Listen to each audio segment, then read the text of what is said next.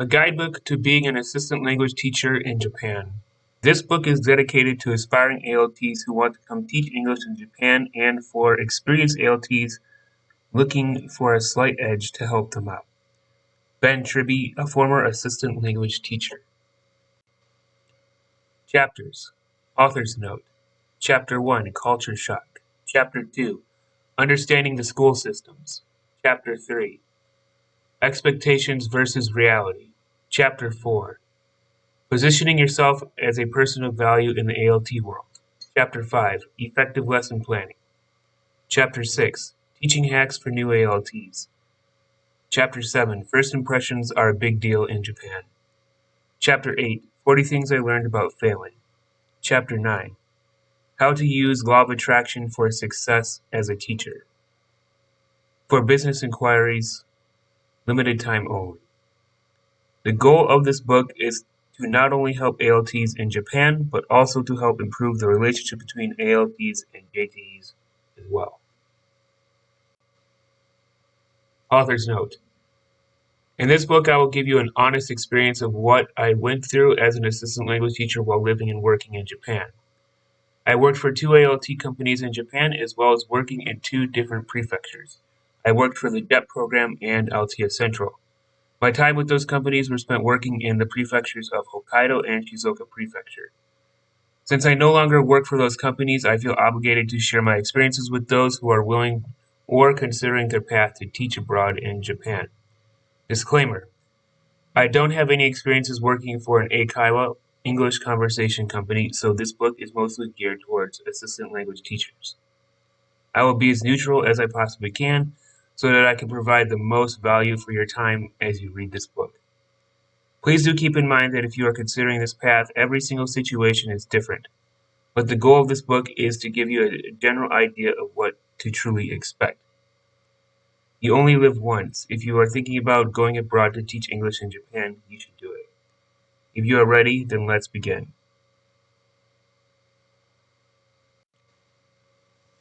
Kaminokuni Town, Hokkaido, Japan.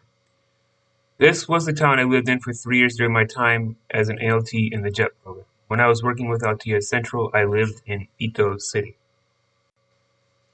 Chapter 1, Culture Shock. Your first time in Japan. Your first time in Japan will be something that will be an incredible experience for you. Before I was an ALT in Japan, I was a study abroad student at the Japan Center for Michigan Universities, or JCMU for short. I must say that I was completely overwhelmed with culture shock because of all the differences between Japan and in my country, the United States. If you are thinking about going to Japan for the first time, you should go at least once in your life. You will never forget it. And Japan has definitely changed me as a person over the years. Every time I went to Japan, I always learned something new. Before I got on the plane for the first time, I felt very overwhelmed with many different emotions because I had no idea what to expect until I actually got there. I can say that in short, as long as you keep a very open mind to being there, you'll never be bored with Japan. You will learn things about yourself that you'll never learn back in your home country.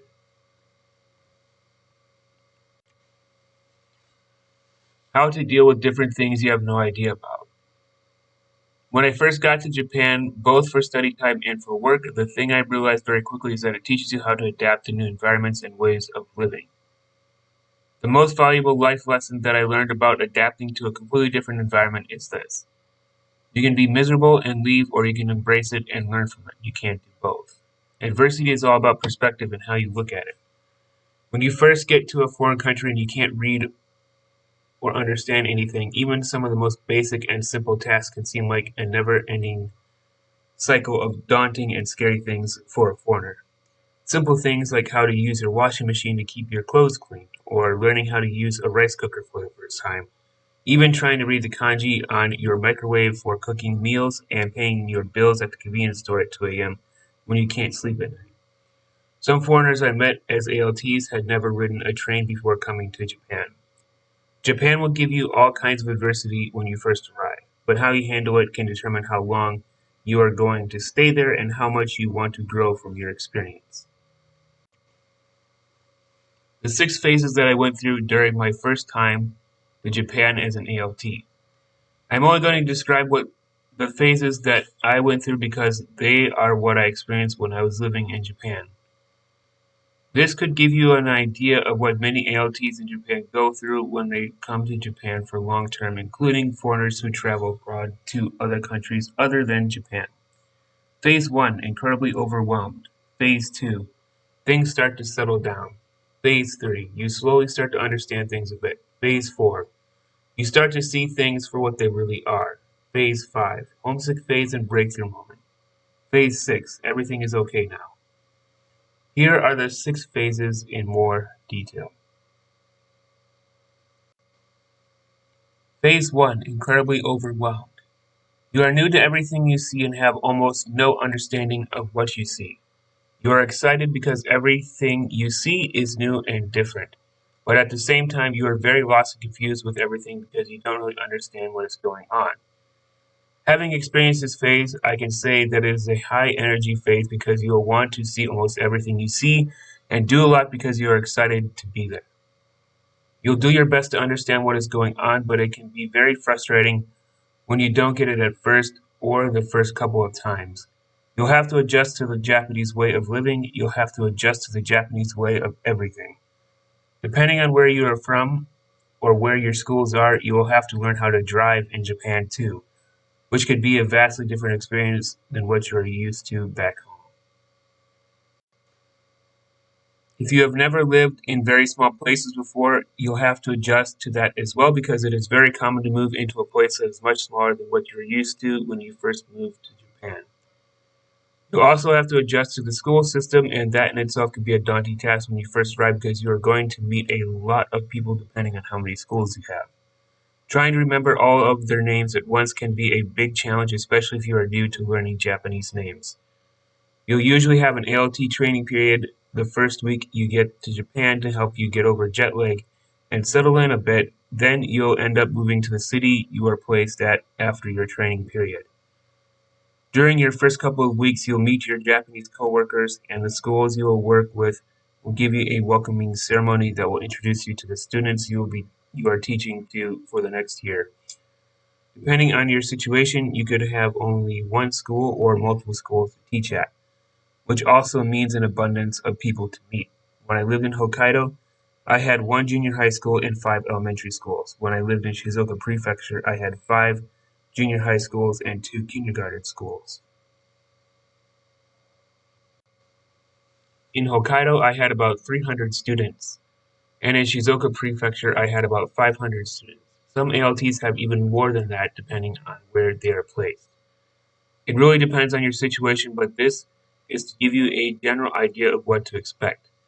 Once you finally arrive to your city, you will try to figure out where everything is. For example, the city hall, the Board of Education office, the schools, the convenience stores, the police stations, the post office, and basically everything else. My advice would be is that once you find out where you are placed, is to look those places up before you get there. It could save you a lot of time and stress, and from personal experience, the more prepared I was to know where everything was, the easier it was for me to time things out when I really needed to go to specific places for something. Depending on your situation, your supervisor can help you with those things, but it also depends on your company and what you end up with. When I was in the JET program, my supervisor helped me out a lot. But when I was working for Altea Central, I did it on my own because of my Japanese language abilities and because of my time working for the JET program.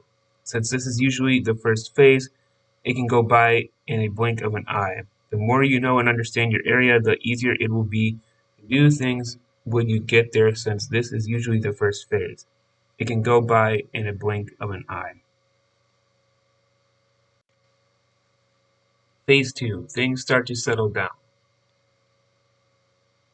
Once you finally settle down into your new home in Japan and have met all of the schools you'll be teaching at, you'll finally have a chance to breathe a bit, and things will become a bit more routine. You'll just begin to understand how things work in Japan, and you'll start to have a bit more confidence in yourself. When I was in this phase, I was usually very curious about what was in my town, and I did a lot of traveling in my town on my own so that I could learn more about my surroundings. Your town can have a lot of club activities in it that you could try, and when I was living in Hokkaido, I joined the local taiko club for 3 years and learned how to play Japanese taiko drums.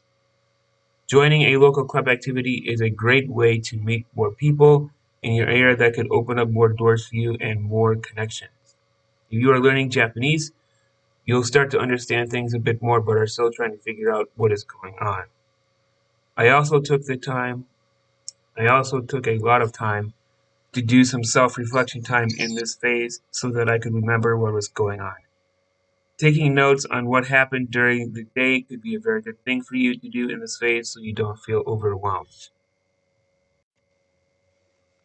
Phase 3. You'll slowly start to understand things a bit. This will be a phase where things will typically start to be at a normal pace in your everyday life, and things will start to make more sense and you'll have more clarity in your everyday tasks. You'll finally understand how things work in your schools and you'll be more familiar with your area. In this phase, you'll be learning a lot about yourself and you'll finally understand more in regards to your teaching style and teaching skills, and how to be and interact with your students and coworkers at the schools. Your old fears and the things that overwhelmed you a lot when you first came will be your new comfort zones and things will start to be a bit easier for you. During this phase, teaching as an ALT, I felt as if I had truly settled in at a physical level. Some ALTs will settle in faster, but for me, this is when I felt settled in. Phase 4. You start seeing things for what they really are. Your adrenaline will finally be gone at this point from all of the excitement you had when you first got there. Sometimes things will shock you a bit because they are a new concept and way of doing things, but because you have been there for a while now, you'll start accepting things for what they are too. Your mind will be much more open to a different way of living and doing things if you allow it to. There will be some things that you won't quite understand, but in general, you'll begin to feel as if you are part of the country now. Again, some people experience this much faster than others, but for me, this was how I experienced it. In this phase, it is very common to start missing things back home too. Phase 5. Homesick phase and breakthrough moment. This phase comes to you when you have been there for a while now and you start to miss home. You'll miss your favorite foods, you'll miss your family, you'll miss the things you enjoyed but took for granted. This phase can be long or short depending on the person. This phase will help you remember your why and why you are there in the first place. There will be a random moment in this phase that will give you a little push to keep you going. It is an unexpected event and it happens when you aren't looking for it. Phase 6. Everything is okay now. This phase is really the final phase of culture shock and it is similar to the process in general. My book, The Rabbit Hole. Once you reach this phase, and based on what I've seen, this is where you really begin to feel as if you have settled in at an emotional level. You will still be learning new things, but nothing is as big as it used to be from when you first came because you are at a point now where it feels like home and second nature to be there. This is also the phase where some people are very glad that they ended up staying as long as they did and continued to re-sign their contracts for longer periods of stay in Japan. When I was in this phase, it felt as if I was in a long-term honeymoon phase again before I left Japan. Make peace with what you are in, and life is much simpler. Chapter 2. Understanding the school systems. It can be a very different experience from your home country when you first start to work in a Japanese public school or even a private school. One of the greatest challenges that you'll have to overcome when you're living in a new country for the first time is relearning everything from scratch. For me and many foreign teachers who come to live and work in a foreign country, this is a very common thing to go through. With school systems, it can take a bit of time to go through and endure. One example of this is that between the United States and Japan, our school seasons from when we have the beginning of our school year are at completely different months, and this was something that I had to get used to as an ALT. In the United States, we typically start school in August or September, depending on the school, but in Japan, they usually start from April and go until March in the following year. If you are thinking about applying for an ALT position, this is something to think about and consider for your own schedule so you can prepare to come to Japan. Another thing that I had to get used to in Japan is that seniority is taken much more seriously there than it is in the US, and it took me some time to get used to it. The more open-minded you are, the easier it will be to enjoy your time in Japan. School lunches. One thing you should know before you go to Japan to become an ALT is that many of the schools will want you to eat lunch with their students during lunchtime in order to do a less formal way of communication. One thing that might be different than your school systems back home is that in Japan, all of the students are assigned to homerooms, and the students usually eat together in their classroom or homerooms. It is extremely rare for a school in Japan to have an actual cafeteria, and out of all of the schools that I taught at, only one of them had an actual cafeteria. If you have food allergies and can't eat certain foods, that is okay, but you should mention that to your supervisor or your JTE, Japanese teacher of English, beforehand so they know and understand your situation. Your students will want to communicate with you during lunchtime, and it is a great way to build rapport with them and get to know them outside of class. Club activities. There are typically 6 periods of class in a normal day, and once those are over with, many of the students participate in club activities after school.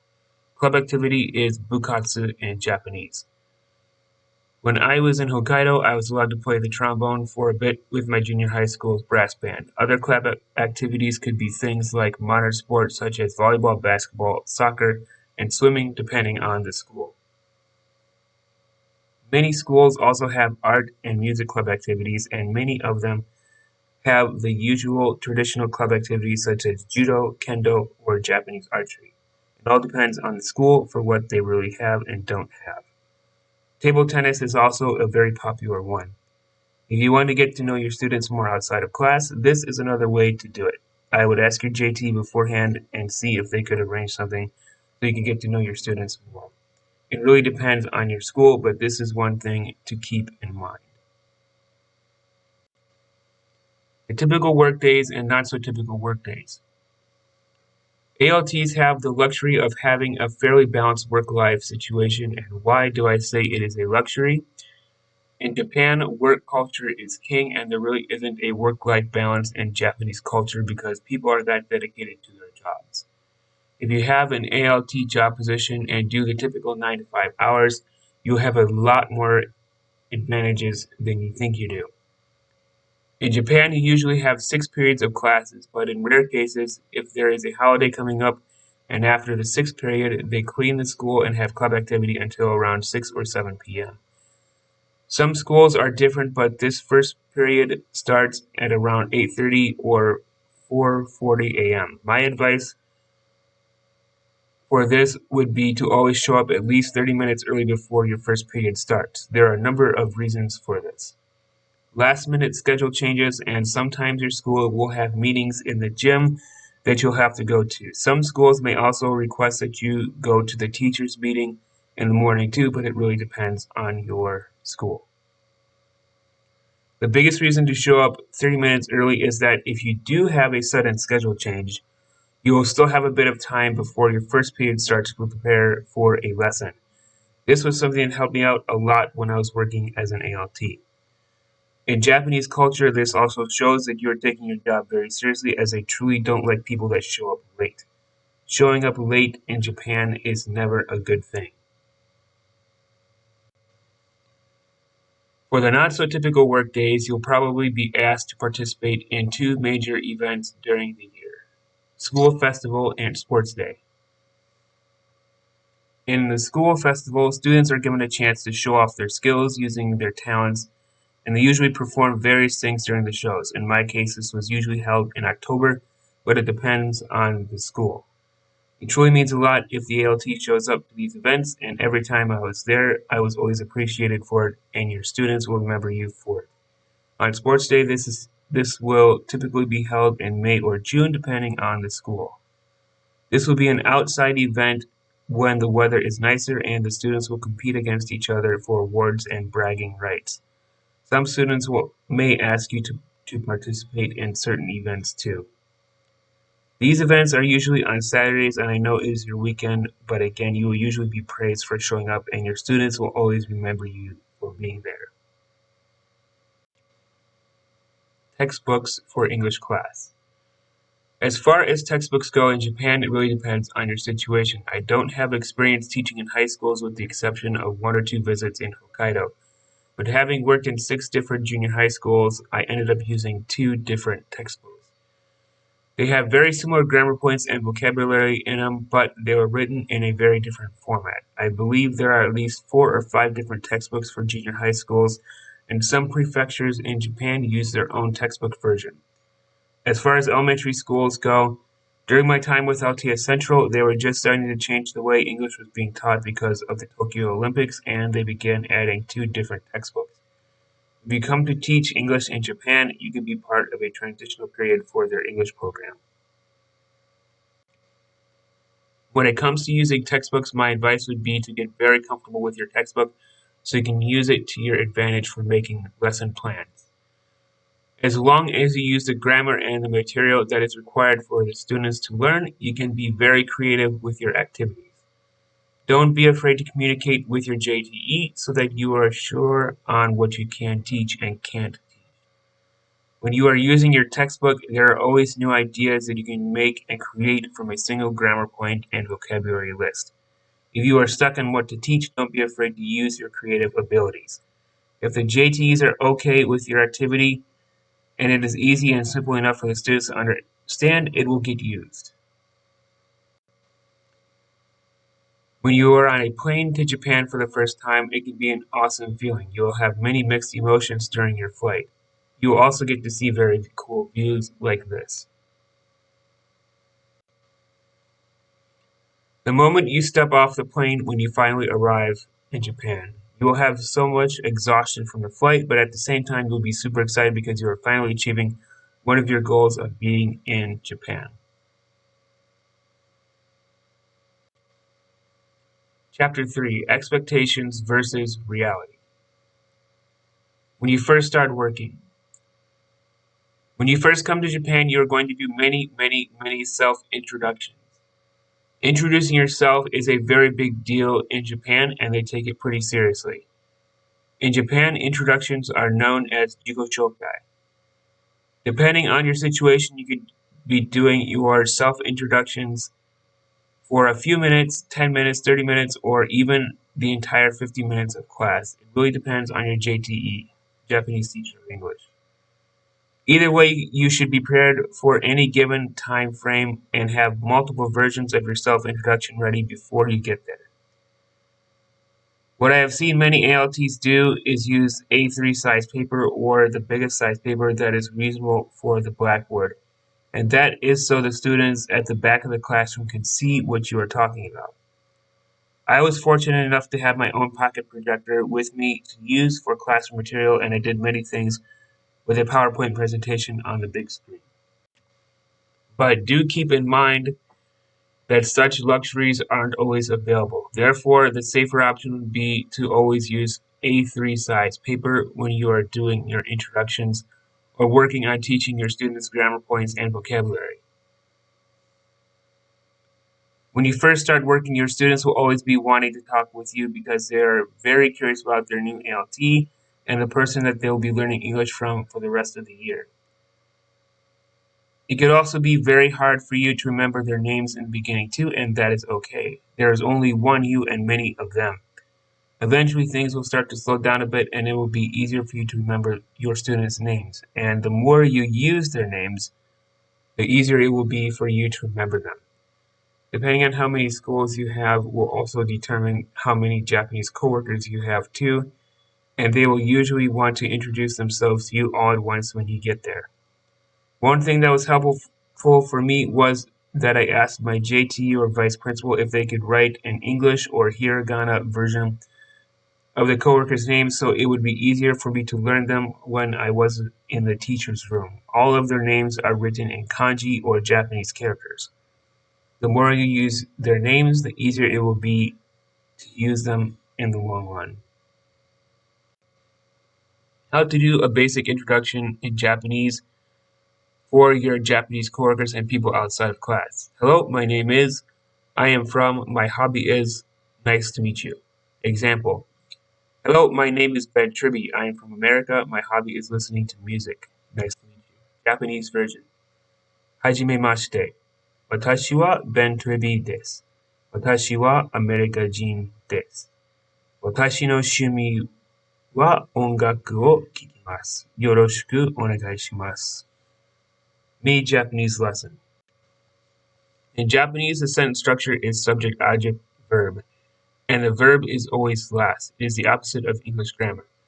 Shumi means hobby in Japanese, ongaku is music, and kikimasu is to listen to for present tense form. Jin or hito means person, or in this case, where you are from.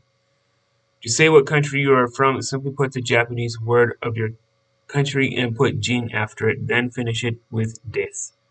Desu is used to finish the end of the sentence, and it is similar to is, it is. Hajimemashite means hello when meeting someone for the very first time. Yoroshiku onegai shimasu means nice to meet you. All four names are written in katakana. So all together, one more time, it could look something like this. Hajimemashite. Watashi wa Ben Tribby desu. Watashi wa America jin desu. Watashi no shumi wa ongaku o kikimasu. Yoroshiku onegai shimasu. Before you come to Japan, I would hire a Japanese language tutor, if possible, to practice your self-introduction in Japanese. If you are an ALT, use English with your students and do not use Japanese with them. After all, that is the point of you being there, but outside of class, you'll have to use Japanese a lot if you want life to be a bit easier for you. What life as an ALT is really like most of the time. In this book, here are some things you'll probably never hear at an ALT orientation, and these are some things I wish I knew before my first ALT job with the JET program. As much as I truly hated hearing this phrase, every situation is different, unfortunately, it is true. But that doesn't mean you can't make the most out of your time in Japan. There are always going to be bad apples in your workplace, regardless of where you work, but it's up to you on how you deal with those people. Good coworkers and good students can truly make a difference in the kind of experience you have. And partly why I chose to stay in Hokkaido for 3 years was simply due to the fact that I had really good coworkers and students. Partly why I left LTS Central was because my coworkers were not as great as they were in Hokkaido. With the exception of the JET program, some companies may allow you to relocate to another part of Japan, but I would double check on that during your interview phase with the person that is giving you the interview. One way to look at it is that at the end of the day, if you truly was a bad experience, it was because you had to learn about yourself more. And here's one thing about adversity I want you to keep in mind. You can grow from it, learn from it, or leave it. How you deal with adversity will determine how long you stay there. Either way, you'll learn a lot about yourself during the process. If you are planning on staying longer in Japan for very long term, and longer than a year or two, instead of seeing it as a bad thing if you are currently struggling, see how you can use that to your advantage. I used my time as an ALT to work on and improve my skills, and that was one way I used adversity to my advantage. Remember, adversity is all about perspective and how you look at it. What might seem hard now will usually have its hidden benefits later on. Another thing you can have to deal with as an ALT is that sometimes Japanese teachers will be very jealous of you because you have much shorter working hours than they do. An ALT job is one of the few jobs in Japan that gives foreigners a chance to have a pretty even work-life balance. If you are lucky enough to have that in Japan, use it to your advantage. You could also get TEFL, Teach English as a Foreign Language certified as well, to help you get a better job in Japan after your current ALT job, but it depends on you and how you use your time there.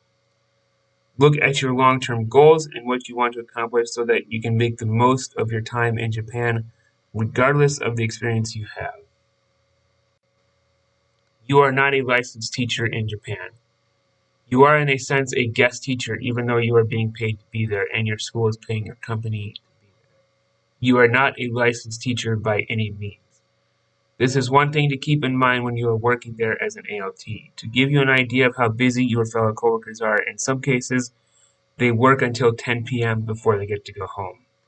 On top of that, they all have to do club activity after school.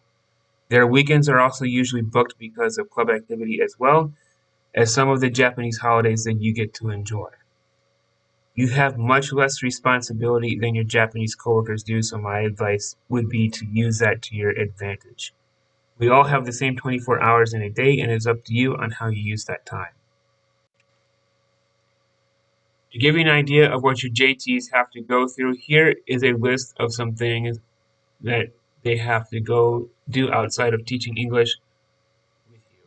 Homeroom teacher, club activity leader, lead teacher in the teacher's room, vice principal, principal, visiting students' homes during parent-teacher meetings, planning for school festivals and events, judging the English speech contest, English training seminars, managing 6 or more classrooms at the same time, grading a lot of homework, student discipline, traveling to other schools.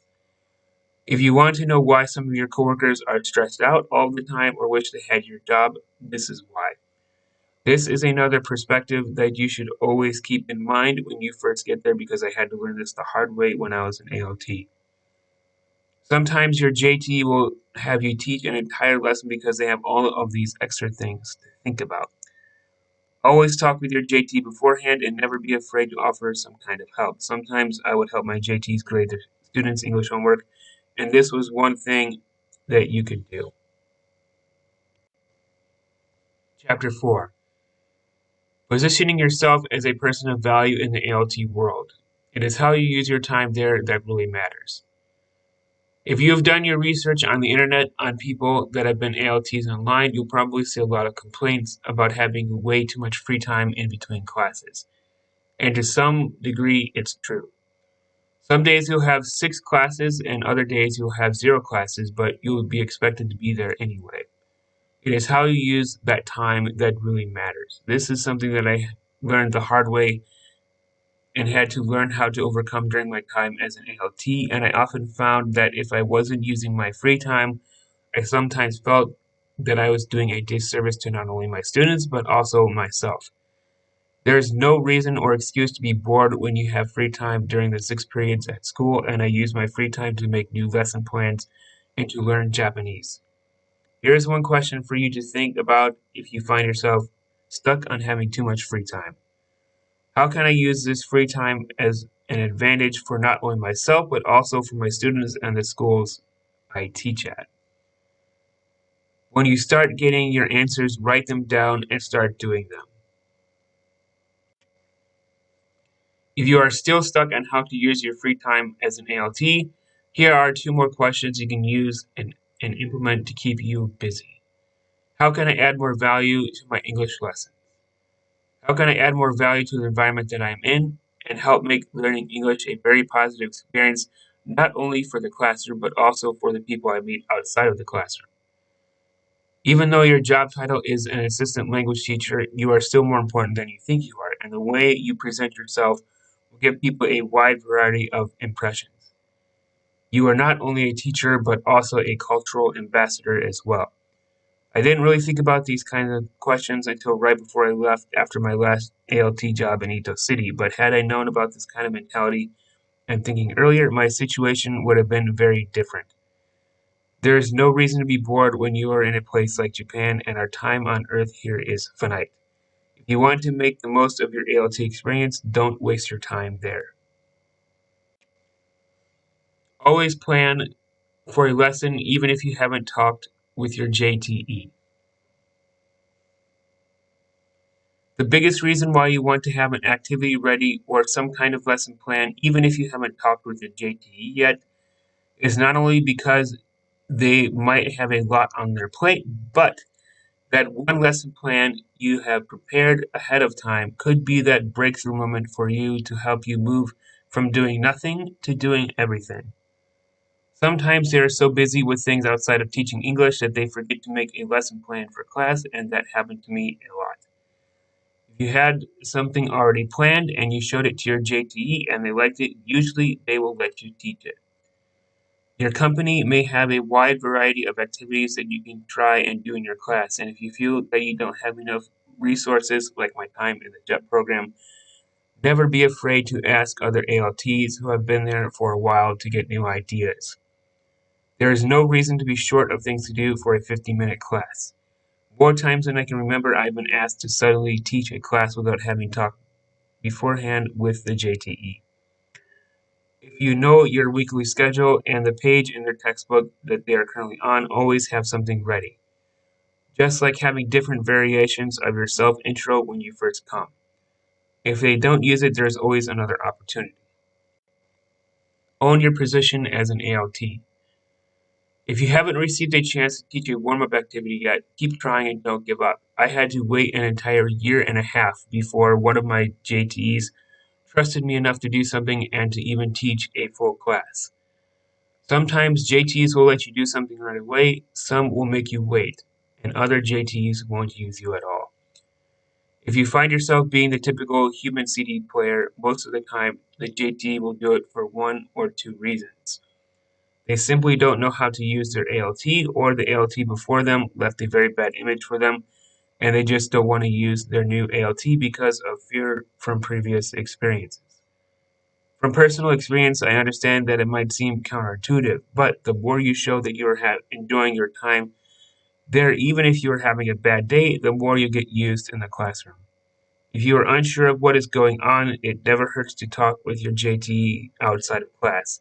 Keep going and don't give up. How I got my breakthrough moment in Hokkaido. My first year teaching in Hokkaido was one of the hardest years I ever had because I was constantly feeling as if everything was against me and I was always reinventing myself because of it. And for the first entire year at Hokkaido, I wasn't allowed to teach a single thing, only assist when needed in the classroom. Eventually, I hit rock bottom. I thought to myself, I can quit and go back home, or I can stay and work on myself a bit more. After some serious soul searching, I somehow knew that I had to stay for at least 2 more years, even though I didn't want to. I asked myself many times how could I pull myself back up again after hitting rock bottom. Suddenly, out of nowhere, I had a light bulb moment. If I couldn't impact myself in my current situation, I wouldn't be able to impact the people around me. A few days later, after I had my light bulb moment, my YouTube feed suddenly filled up with videos of motivational speakers and successful people that went through many failures and setbacks before they became successful.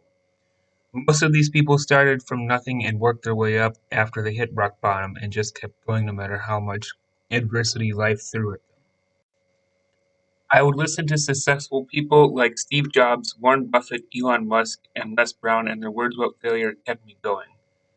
These are only a few of the names that I listened to when I wanted to work on my mindset, and that was another aha moment that I had. If you want true success, you have to constantly work on your mindset so that you are ready to truly receive it. If they could do it, why couldn't I do it too? Because I was starting to impact myself internally, my students and even my coworkers suddenly changed. That is how powerful an internal shift within yourself can be. When you internally impact yourself, other people around you will eventually be impacted because of your internal shift.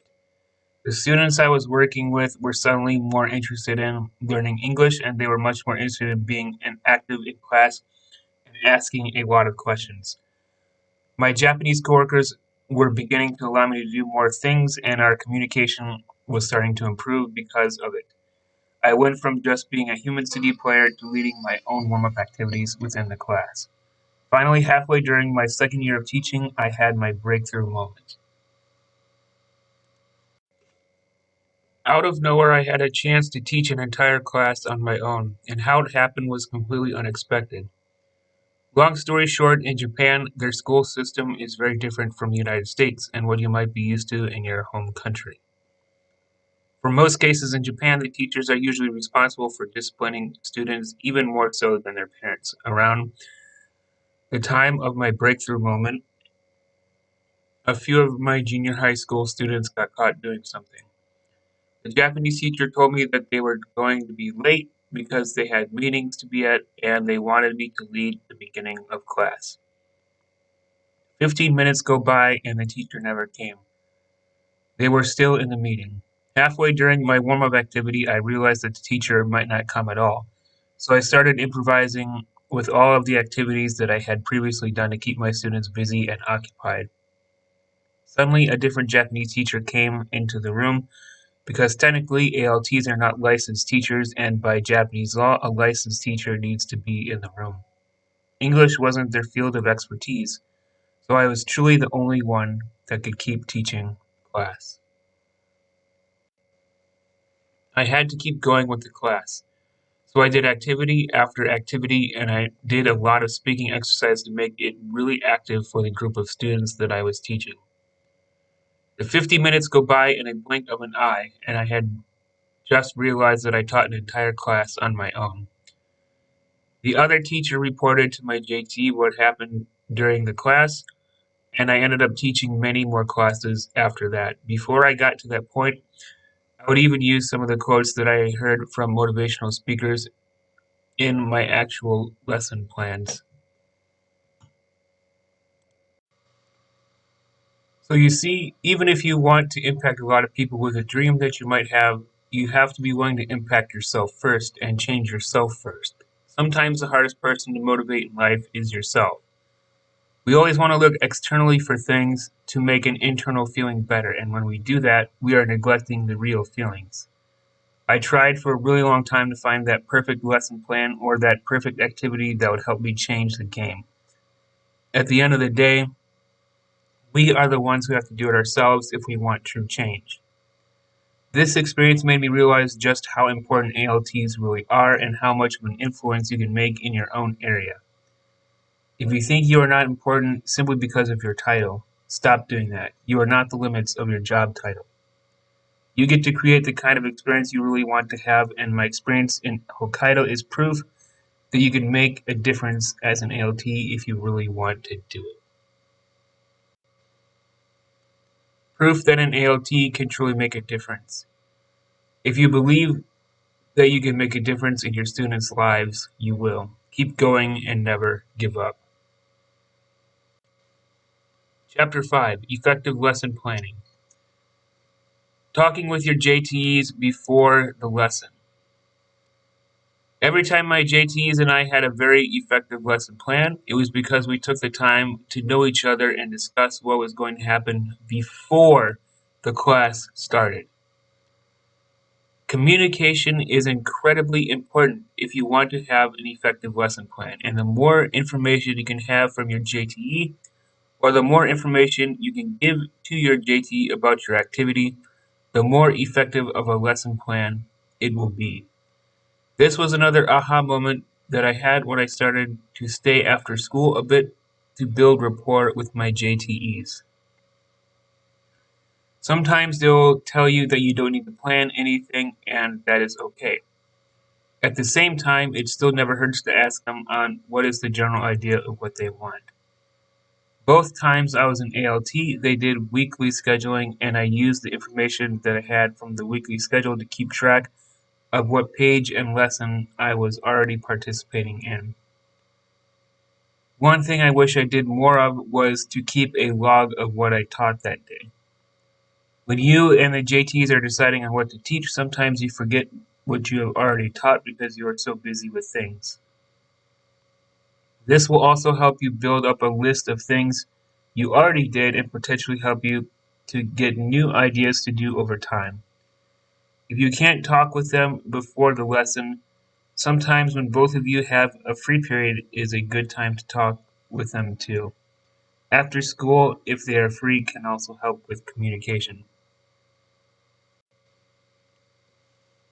No communication with your JTEs, it happens.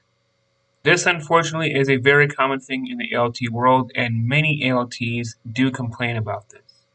I myself have sometimes wondered why my school should have an ALT if none of the teachers use me or want to communicate with me. They say that they want to improve their English, but at the same time, they never use their ALT. So it can be a bit confusing and misleading. Not every JTE used me when I was there, and this made me question my purpose for being there more times than I would have liked. An ALT can only do so much on their end.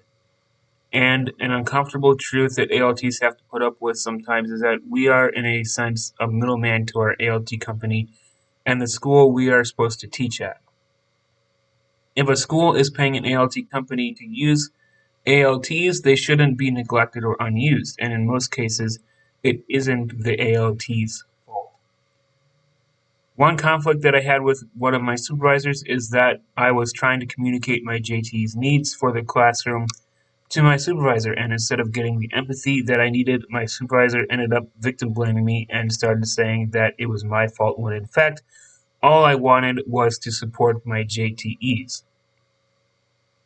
Because of this and the lack of empathy from my supervisor, my JTEs stopped using me because their voice wasn't being heard or listened to.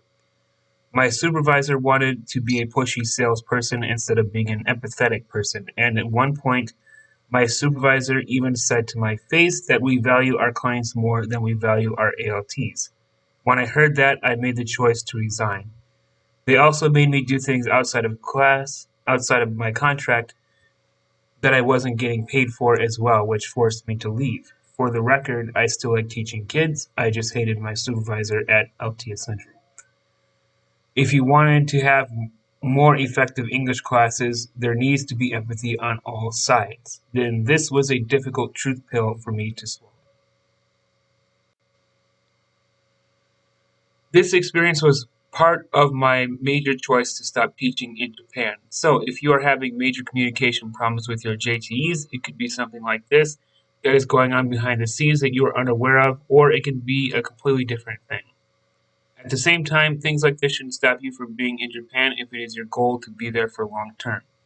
You can always use your free time to prepare you for a much better job after your ALT job, and as the saying goes, sometimes you have to do the job you hate before you get the job you love, and the job you hate is nothing but prep work to help you get the job you love. When it comes to being unused a lot, it can be a bit demoralizing, but it can also have its hidden benefits too. If you are still having communication problems, here is one advice that helped me out a lot. Don't waste time trying to control things you can't control. Keep making a continuous effort on improving your teaching skills, and the JTs that never used you will eventually regret it one day. Keep going and don't give up. Make more activities than you can use in a 50-minute class. This was something that I didn't really get an aha moment until my second year of teaching. You never ever want to run out of activities for a class because it can quickly kill the momentum, and once you lose it, it is very hard to get it back. What I did is that once I knew enough warm-up activities that the students liked and clicked with, I kept a record of them, and that became my arsenal of teaching plans. Having found this out the hard way, it is very embarrassing to run out of things to do during a class when you still have 30 minutes to go and you are leading the entire class on your own. Some ALT companies will give you many different kinds of resources to use depending on the age group you are teaching for.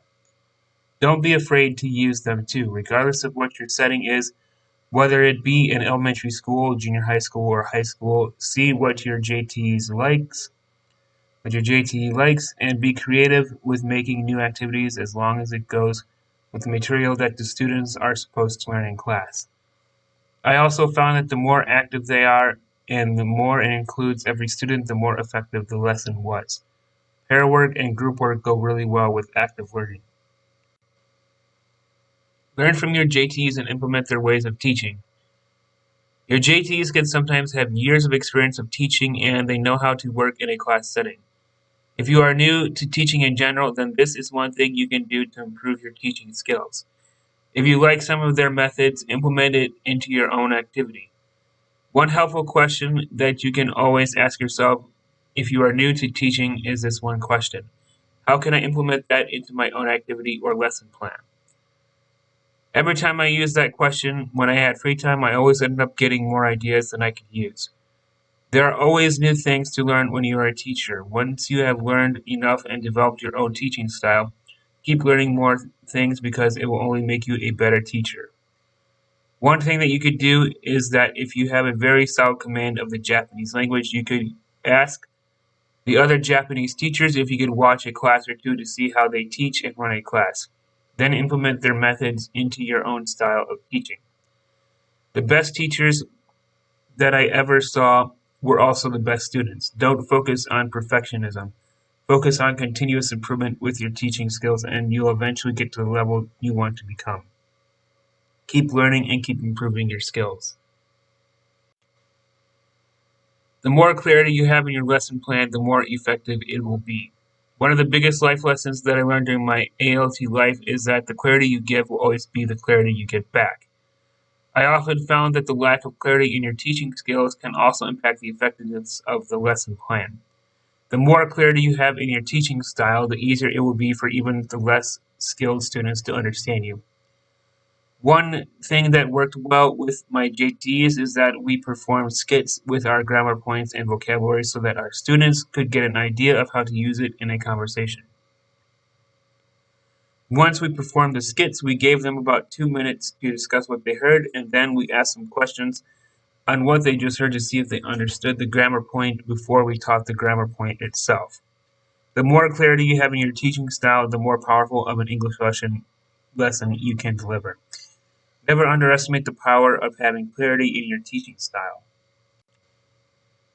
Tips on communicating with your JTEs. The more open-ended your questions are, the more information you get. If you are new to teaching and want to improve communication with your JTEs, use these questions to help you out more. What kind of clarity are you looking for when it comes to teaching English in your classroom? What does a successful English class look like for you? In what ways could I assist you during the class that could help you and the students at the same time when it comes to teaching English in the classroom? How does an active learning class look like for you and the students that you have? Chapter 6, Teaching Hacks for New ALTs and JTEs. Sentence Relay Game. This game was something that I discovered in Hokkaido, and it is a very good 10-minute warm-up activity to do before the lesson starts. Why is it good? It is one of the very few active games where your students can use all 4 of the language learning skills in one game: speaking, listening, reading, and writing. You can use this game for vocabulary and for grammar that they are already familiar with, and how I did it depending on the size of the class. I split them up into 3 or 4 groups and split the chalkboard into 3 or 4 groups. I gave them about 2 minutes of quick refresher time, and then I made them close their books so that they had to remember what they learned, as I said the grammar point or vocabulary during the relay. This also keeps them accountable too for learning more at home. I also took away points if they opened their book as well to keep the accountability part real. No looking means no looking. If they wanted points back, they had to earn them. Next, I had them line up behind the first row of desks so that there was some distance between the desk and the blackboard, and they used the chalk as a baton similar to how you would see it being used in a track and field event. Before I would give them the grammar point or vocabulary that they had to use, I would first have them repeat the sentence a few times to make sure that they had it down, and then I said, go. One person would write the first word of the sentence and then pass the chalk to the next student until the entire sentence is finished. The group that wrote it correctly and finished the sentence the fastest won points, and whoever got the most points during the activity won a small prize like stickers or something small that they could keep. To keep it exciting, first I would give them small points, such as 5 points or so, then up it up to something bigger like 20 points. The students usually worked harder when they realized they could get more points. It was also a chance for redemption too if they lost points for looking at their book. For example, if you use a sentence like this, I like learning English, one student would start with I pass the chalk, like pass the chalk, and so on. The fastest team wins the race. If you are with elementary school kids, you could use a singular word and have them write individual letters. For example, with the word English, it could be E, N, G, and so on until the word is complete. But you also have to check to see if they wrote it correctly before you give them points. Disclaimer: this is a very competitive game, and the students usually get very loud with each other when they begin to do this activity. After a while, you might want to be creative with it and use it in a slightly different way to keep it interesting. And one way that I challenged them, if it was a smaller group, was to see if the students could write the entire sentence with one person. An active memory game for elementary school kids and kindergarten kids works well for smaller groups. The key to having a successful English lesson with younger students is to make it as active as you possibly can because their attention span is incredibly short. Once you lose their attention span, you have to be very creative to get it back. This game is similar to the sentence relay game, but because they are too young to begin writing, or if you are a first-time teacher with them and your JTE has given you material to teach, let's say, for example, they are learning shapes such as box, triangle, square, and so on. Step 1. Hold up a card with a picture of a box, triangle, or what have you. This works well with colors and numbers too. And have them repeat after you. And then have them point to the picture so that they have the image in their head on what it looks like and repeat the process until they click with it. For review of this game, say the word out loud and have them run or touch the nearest object that is in relation to the word. Step 2. Then if you have objects such as a box or a triangle available in a classroom, have your kids team up. When you say triangle, the fastest team to get to the triangle wins a point or a small prize. You can repeat this until you have gone through all of the objects. Step 3. If you wanted to take it one step further, with very simple grammar points such as what shape do you like, I like, maru maru, the teacher says the question and the students say the sentence and run to the object. Step 4. If you wanted to take it even further, you could have the student say the question while everyone else runs to the object and switch the students until all of the objects and grammar is learned. The more you include the students, the more they'll remember it. How I use pair work and group work. Never underestimate the power of pair work, especially when working in Japan. I use this a lot for my junior high school classes, and it helped me succeed in teaching the material that I needed to teach. I used a timer for doing pair work and usually gave them anywhere between 2 to 5 minutes depending on the activity and what they were learning. If I was doing a skit with a JTE, we would give them 2 minutes after we did the skit to give them time with their partner to discuss what they thought they heard in Japanese, and once the 2 minutes were up, they had to answer questions from the JTE to confirm if it was correct. Then, to take it one step further, for the more advanced students, we used why and because so that they could be more comfortable using harder sentences. Why is pair work good like this? It helps to eliminate shyness and fear of making mistakes in the classroom because they're all in it together. One more thing I did in regards to pair work is that if we were reviewing grammar that they already knew and learned, the JTE and I would demonstrate how to study with their partner a couple of times before the pair work.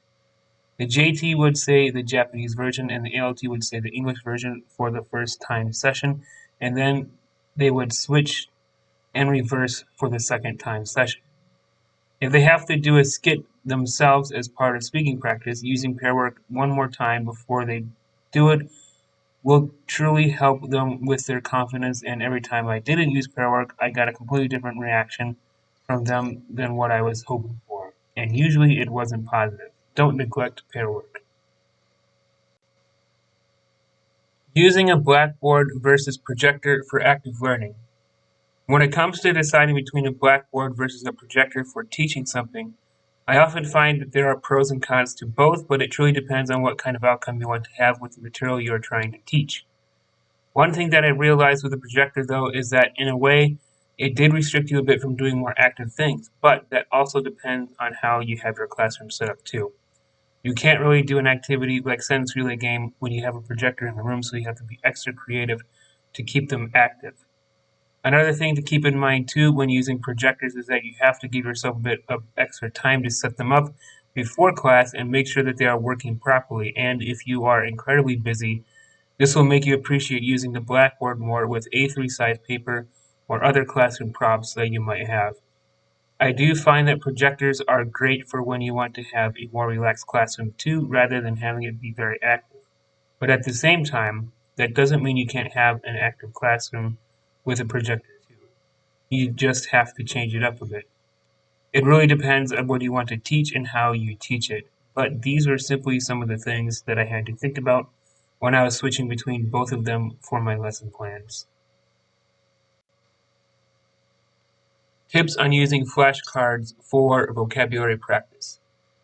When it comes to using flashcards for English class, for me personally, they are not my desired thing for learning languages, but that doesn't mean you can't use them when you are teaching your students in Japan. The most effective way that I used flashcards in Japan was that if they are new to the vocabulary, first use your JTE to say the Japanese word, then you as the ALT say the English version of the word and show the side of the flashcard that is in relation to the language. Second, you can use a timer for a couple of minutes to have them review and then make them close their books to see if they remember anything. Third, have the JT hold up the English version only part of the card and they have to say the Japanese meaning of the card without seeing the Japanese part of the card, and if they get it right, they can move on to the next one. Fourth, you as the ALT can take the flashcards and do the same thing with the English part by only showing the Japanese meaning, and they have to say the English meaning out loud. When they come to class the next day, give them a couple of minutes for review time, use the flashcards again, and then use it in a new activity of your choice so that they have the words down for retention purposes. Speed reading. You need a stopwatch, the content you are trying to learn, and something to write down the times with. What I did to get them ready for it is that I usually gave them 2 minutes of practice time in pairs or in a group, but I usually split them up into 3 or 4 groups before I had them do it with a timer. This is a good warm-up activity and it helps the students practice speaking with limited time you have in class. You could do this with vocabulary they just learned, but I often found that it works well when you do it for review, and if you wanted to make it a bit harder for them, give them an entire story from their textbook and break up the story into sections so that they can challenge themselves even further. After they have their practice time, let each team go by themselves first and record the time. The team with the fastest time wins. This activity can be very competitive if they are really into it, like the sentence relay game, and one advantage of this game is that it forces them to come out of their shells and speak more. This could also be something you could have them do for homework if you want them to improve their speaking at home when no one else is around to bother them. If your students are really into stickers, you could give them a sticker as a prize depending on the age group that you are dealing with, as they love to be rewarded for their efforts. How to improve speaking skills within a 50-minute class. When it comes to improving your students' speaking skills within a 50-minute class, there are only so many things you could do, but it also depends on various things at the same time too. One being how many students you have, because that can change the kind of activity you do. Two being the energy of the students, as this can sometimes determine how successful your class is going to be. There are times where I completely dropped an activity so that I could help rejuvenate their energy for learning, and then I would carry on with the class. It also depends on how much you want your students to practice speaking as well. When I was there as an ALT, I often felt misled a bit because my job was to help them improve their English, aside from being a cultural ambassador. But over 80% of the work I did was preparing them for tests, and there was hardly any speaking practice at all, which is mostly why I used activities like sentence relay game and speed reading. This message is for the Japanese Education Department too. If you want your students to become better at speaking English, you can't neglect speaking practice. When I was a student at JCMU in Hikone for learning Japanese, I was forced out of many of my comfort zones to become more comfortable and confident to speak in Japanese. How can you be good at speaking if you don't practice speaking? If you want this with English in the classroom, you have to be willing to overcome your own fears and comfort zones with speaking, because you can study a language all you want, but if you don't work on speaking, you'll never be able to speak it. But at the same time, if you want your students to come out of their comfort zones, you have to be willing to do it yourself first as a teacher and a leader, because they won't do it if you don't do it first. A good leader does it first so that they can teach their people how to do it. Something to think about. Using A3 size paper tips. When it comes to using A3 size paper in the classroom to teach your students, I used it mostly for grammar points that I had to teach. For example, if I was going to teach something like how do we get to the maru or how do we get to the convenience store, I would then take multiple pictures on Microsoft Word and print them off with A3 size paper so that they could be as big and clear as possible once they knew the English meaning of the word. Next, I would write the grammar example on the board and leave it up there until the entire class was done, and use the A3 size papers as examples of different places such as the police station, the post office, etc. This can also be good for learning other question-related sentences. The more you use large paper formats for the chalkboard, the more you're helping out the students in the back because they'll be able to see what you are talking about. If you use smaller paper, they are not going to be able to know what is going on, and they'll eventually have lose interest very quickly that way. One more thing here, maru or two circles is used a lot in schools to talk about grammar, and it kind of stuck with me because I used it for so long. Maru means circle in Japanese. That is another thing you'll notice when you start team teaching with your JTEs in the classroom. Example, I like maru, or I like maru. It is used for examples within the sentence. Sometimes I often found that the more creative I got using A3 size paper, the more effective of a class I had, but it also depends on the students too and the JTE I was working with. As long as you use A3 size paper in relation to what they are learning, then you should be okay for using it. One thing to keep in mind though is that I had to buy my own magnets so that I could use them in class to prevent the paper from falling off of the blackboard. And this was something to keep in mind if you want to use A3 size papers. Keeping it simple. This is one thing that I tried really hard to develop within my teaching skills. Mastering the skill of simplicity is incredibly powerful and effective, especially when you are teaching a group of foreign students. I often found the phrase fancy equals messy to be incredibly true when I first started teaching in Hokkaido. This goes back to working on improving your clarity as a teacher as well. The more simplicity you have, the more clarity you will have, and over time I realized that they coexist with each other the more you work on both of them. If you are unsure on how to get more simplicity in your teaching methods, use this affirmation to help you out. My simplicity is so good that even the less skilled students that I teach can understand me and get results while satisfying the more advanced students at the same time, and they love to thank me for doing it as a teacher with true intent every single time. Never underestimate the power of keeping it simple. Keep making a continuous improvement on your teaching skills, and you'll get the results you're looking for. How to work on timing and time management for ALTs and JTEs. When it comes to working on timing and time management for ALTs and JTEs, it really depends on a number of things to really make it work. The willingness to work together as a true team. The willingness to learn each other's teaching style. The willingness to learn each other's communication style. The willingness to communicate with each other before class and make a serious effort to do it. When I had my breakthrough moment in Hokkaido, I realized that this is something that takes tremendous amounts of effort from both the ALT and the JTE at the same time. And the more we worked on our communication skills together, the easier it was to understand the best way for us to have better time management as a team and better classroom management for our students. To be a true power team, this is something that both of you have to agree to work on, and the more you do it, the more your students will benefit from it.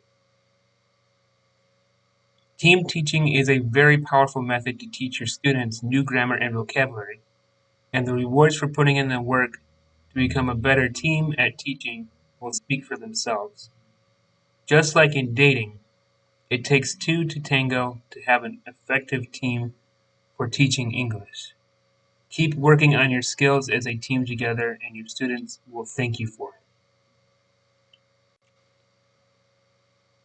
If you are teaching special needs students, if you have to work with special needs students, I will say that if you think you need even more empathy and patience to work with them, then you are not wrong here. For me personally, working with special needs students wasn't my cup of tea. But for the ones that I work with in Japan, it did make me appreciate empathy and patience a lot more, because you truly need to be a pro at them if you want to succeed with special needs students. As far as more advice goes, the more you know your students' needs and what they are really like in the classroom, the easier it will be for you to make lessons plans for them. Winging it never worked out for me when I tried that, and it forced me to be extra creative during my lesson plans. If you are working with special needs students, then you have to make simplicity become even more simple because they won't be able to understand it sometimes. I only taught with special needs students a few times, but with that being said, it can make you a better teacher if you work on it more. If this is for you, make an effort to know your students because they will react differently when you make an effort to get to know them. Teaching doesn't have to feel like a chore or a lecture. The more you impact yourself internally, the more you'll feel that teaching doesn't have to feel like a chore or a lecture. I am in fact very passionate about teaching, and if you want to have more results with your teaching methods, you have to give yourself permission to find that inner passion within you and use it in the classroom. Just like with my breakthrough moment in Hokkaido, had I not internally changed myself first, I wouldn't have been able to succeed or write a book about my experiences as an ALT in Japan. When you use your passions more in your teaching methods, your students will not only see it, but they will also feel it too, and they will react in ways that will make you feel super happy as a teacher. Yes, I know you are getting paid to teach, and you are required to be there. But should that stop you from bringing out that inner child in you and let your passion and energy out too? Energy never lies, and this is especially true for teachers who want to make a difference in their students' lives. The more you focus on passion with your teaching, the more you'll get rewarded for it, and you'll be super surprised with the results you get when you do it. When I was in the JET program, I went to Tokyo for my orientation week. When I was with Altea Central, we had an orientation week in Nagoya. But some people who work for Altea Central also do an orientation week in Osaka as well. It depends on your company on where you have your orientation week.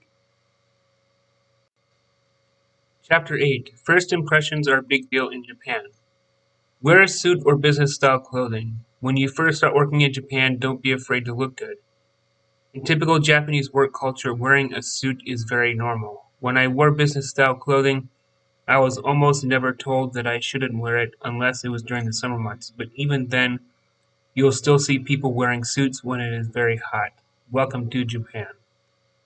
If you see people wearing suits in the summertime, they do have hidden ways to keep yourself cool in Japan during the summer months that you'll learn about when you get there, and I would take note of them because you'll usually be wearing your business style clothing most of the time, unless you aren't working.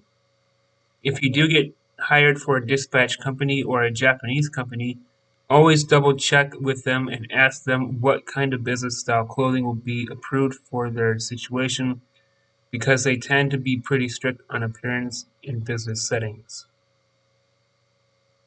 It never hurts to do research before you go, and usually an ALT company will show you what is acceptable to wear and what isn't. In most cases outside of the ALT world, many places in Japan will not do business with you simply for not wearing a suit, And if you want more respect there, wear the suit. If you want a better job after your time as an ALT, dress for the job you want and wear that suit or business style clothing. I also found that wearing business attire or a suit and tie has a psychological effect on the way I thought and performed too. And if you want to seem more successful, start wearing a suit to work every day and do not feel guilty about it. Dress for success and the success will eventually come to you. Business cards. The way you give business cards in Japan might be completely different than what you're used to in your own country, and if you want a bit more success in the Japanese business world, this is something you can't ignore. Again, this will usually be shown to you during your first week at the ALT orientation, but I will give you an idea of what to expect. In Japan, they always use two hands to give and receive things as a sign of respect, including business cards. To give a business card in Japan, have the card facing them so when they receive it, it is as if they are already reading the business card.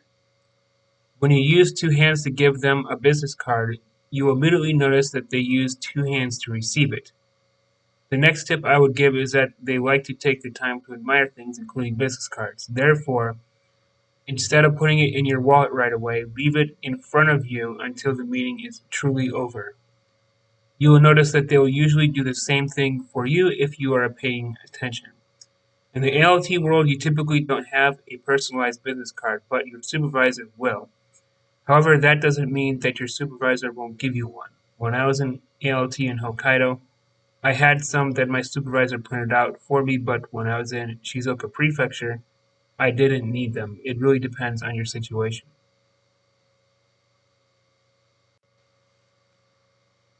Showing up on time. Just like wearing a suit and tie or business style clothing, how you show up to work every day will also determine the amount of time you might stay in Japan. In Japan, it is never a good thing to show up late. Don't do it. I always made a huge effort to show up at least 30 minutes early, even if I didn't have to, because if you show up early, it is a sign that you are taking your job seriously. The ALTs I met that typically showed up just before class started ended up staying the shortest amount of time and were usually rejected and offered to re-sign their contract. Not always, but sometimes in Japan, people that show up late would even be forced to apologize to their coworkers simply for showing up late. I understand that this might seem strict, and it is strict, but you have to realize that you are not in your home country and it is part of their culture. If you don't want to be that person, don't give them a reason to make you do it. In Japan, if you are on time, you are late. If you are early, you are on time. Don't be that person and always show up early. This also goes with staying until the very end of your working hours too, that are in relation to your contract. Chapter 9: 40 Things I Learned About Failing. If you are afraid of failure as an ALT, or even if you are a JTE reading this book, I want to share with you 40 things about failing that I learned as I was pursuing my goals and dreams. I have literally been rejected from over 680 job applications, including many companies in Japan, and I have failed thousands of times during my pursuit for success. Everything has a price to it, including success, and if you want to have true success at teaching English, then you have to be willing to do the work it takes to have it. With that being said, it is no easy task, and many of you will be afraid of failing along the way. But in life, you can't have true success without going through some kind of adversity in your life. To cross that finish line for success, you need to overcome your fear of failure as well, because in all hindsight of things, that is how we truly learn and grow, so that we can feel fulfilled with true success. If you have read my other books, you'll know that I didn't become a licensed captain overnight, I didn't learn multiple languages overnight, and I didn't have my breakthrough in Hokkaido until my second year of teaching. There were a lot of late nights, suffering, and incredible amounts of pain that most people didn't see, because that is the reality of pursuing true success. At the same time, If you are still determined to succeed, then keep reading these until you reach your goal, because you'll eventually get there if you keep going and never give up. 40 things I learned about failing. Number 1. Every time you fail, you learn something new about yourself. Number 2. Failure is just the beginning of another step you have to take. Number 3. People that never fail never learn. Number 4. Failure is unavoidable in life, just like trying to avoid the truth. Number 5. The more you invest in your skills, the more you are likely to succeed.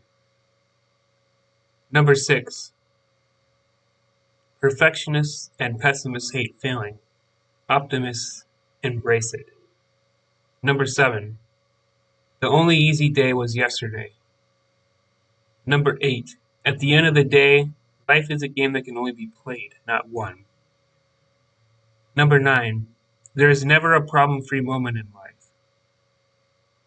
Number 10. How you handle failing shows people your true colors. Number 11. If you think you have failed a lot, a billionaire or nine-figure millionaire has failed even more. You just haven't heard about their failures because you only see their success. Number 12. Once you finally win, your past failures no longer matter. Number 13. Once you have failed your first 100 times, it becomes easier to handle failing and you no longer take it personal. Number 14. Failing is how you gain real life experience. Number 15. People that avoid failing never really live. Number 16. When you fail a lot, you'll meet better people because of the fact that both you and them are chasing your dreams at the same time. Number 17. If failing a lot was easy, everyone would do it. Number 18. If you failed at a job interview, it simply means you weren't a good fit for their culture or vision. Don't take it personally. Number 19. If you fail at a job interview, there's always someone else looking to fill a spot.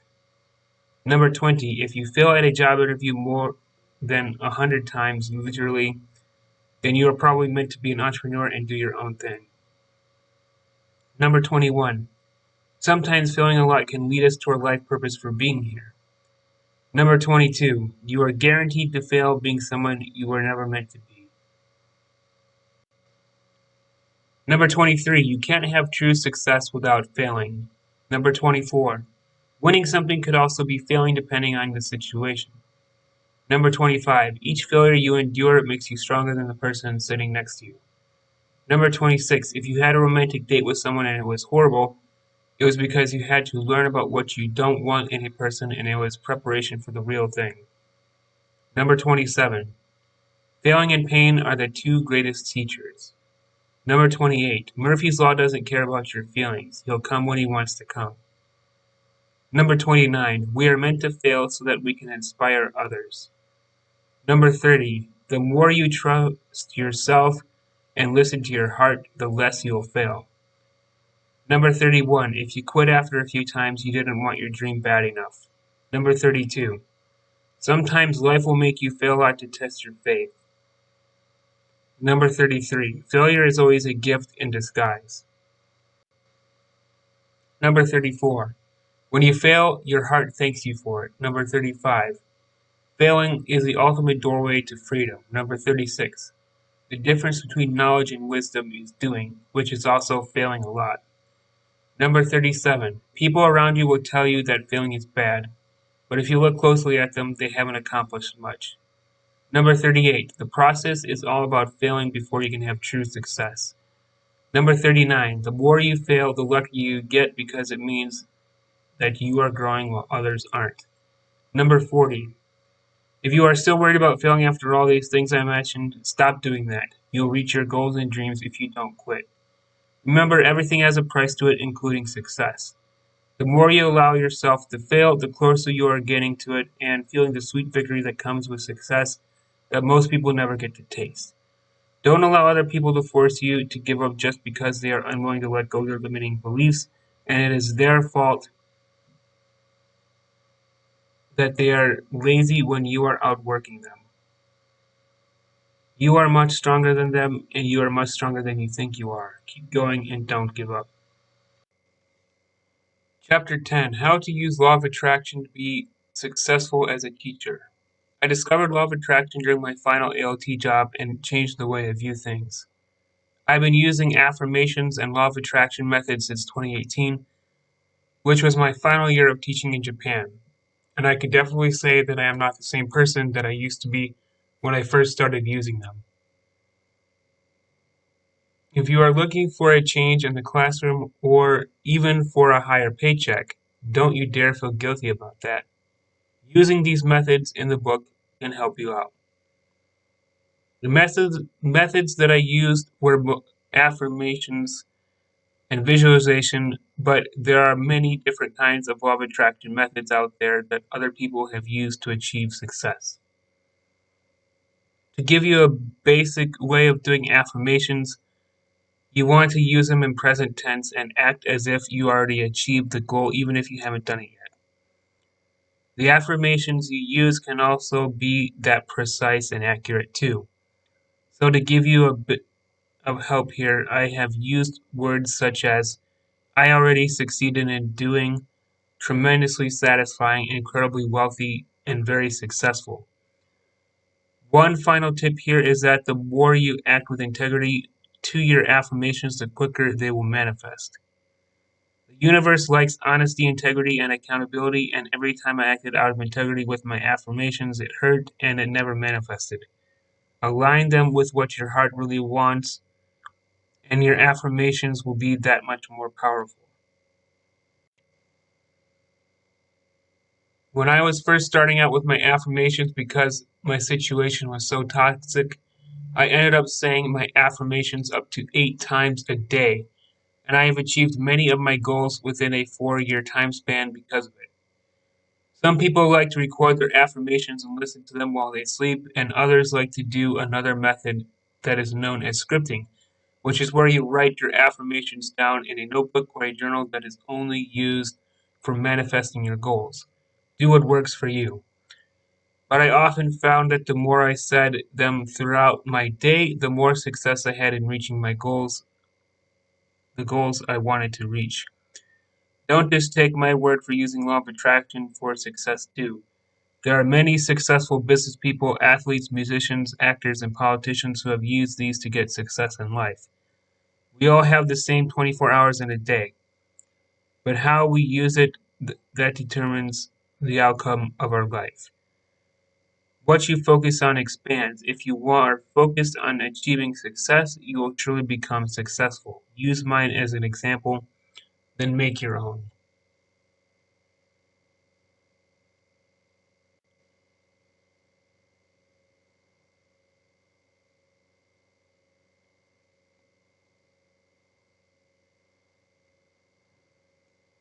Affirmations for teachers in Japan who read this book. I am already very successful and accomplished with what I do, and it feels incredibly satisfying to achieve success. I am happy that I already finished my daily goals so that I can impact my students in a very positive way. My teaching methods are very clear, simple, powerful, effective, and beneficial to the students that I need to teach, and they love to thank me with true intent for the skills I have. I have more than enough skills to easily succeed as a professional teacher, and my teaching skills are so good that my students can't help but thank me with true intent because I get tremendous results from my teaching skills. I am receiving loads of cash into my bank account thanks to the skills that I have, and I get to keep all of it forever. I am happy that I am tremendously successful at what I do.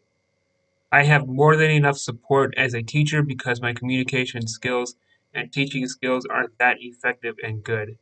I always say the right things when I teach my students. I have tremendous amounts of confidence as a teacher. I always find new ways to keep my students motivated for learning, and they love to support each other to learn new things. My time teaching in Japan was worth it, and I gained tremendous amounts of value and life experience from doing it. I have very good terms with my coworkers while teaching in Japan. I have more than enough activities to succeed in a 50-minute class. My communication skills just keep getting better and better and better, and I am always rewarded for it in a very positive way. My teaching skills just keep getting better and better and better, and I am always recognized in a very positive way because of my efforts to continuously improve them.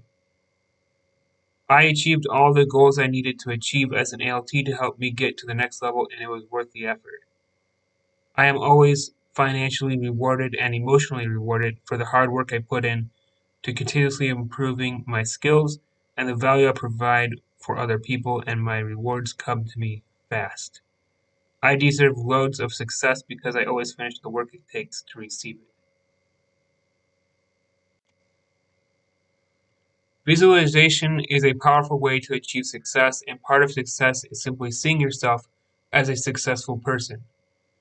How I use visualization is that if I had access to a color printer, I would find or make a picture that is in association to my goal. For example, if I wanted more cash from my bank account, I would find a picture that said, I am a money magnet, and print it off in color, and then put it up on a wall somewhere in my room so that when I wake up in the morning, it is the first thing I look at. I did the same thing with my iPhone by taking a screenshot of I am a money magnet and put it as my lock screen picture so that every single time I looked at my phone or picked it up, it was the first thing I saw. And instead of having pictures of random places or people on my phone, I only had pictures on my phone that were in relation to the goals that I wanted to accomplish. I also practice visualization by imagining myself being surrounded by luxury or very expensive things that were way beyond my capability as far as seeing them or even affording them. But the more I practiced these methods, the more I came up with ideas for making more money and achieving personal goals that I had. Probably one of the most famous visualization and manifestation stories for success is the actor Jim Carrey. Wrote himself a check for $10 million, and a few years later he got the part for a movie that gave him the $10 million paycheck. The trick with affirmations and visualizations is that you have to not only practice it every single day until you reach your goal, but you also have to do the idea that the affirmations and visualization methods give you because that is the secret sauce to being successful with them. Keep doing these until you reach your goal and don't give up. If you're going to travel a lot during your time as an ALT, you'll be able to see cool shrines like this one in Kyoto, Japan. This is the famous Fushimi Inari Shrine. For business options, limited time only for contact, go here. Speaker fees are the price as follows. For teaching demonstrations, I charge the price as follows. Please hit that subscribe button, and thank you very much for watching. And put the bell notification on too for more videos because more content is coming. Thank you very much.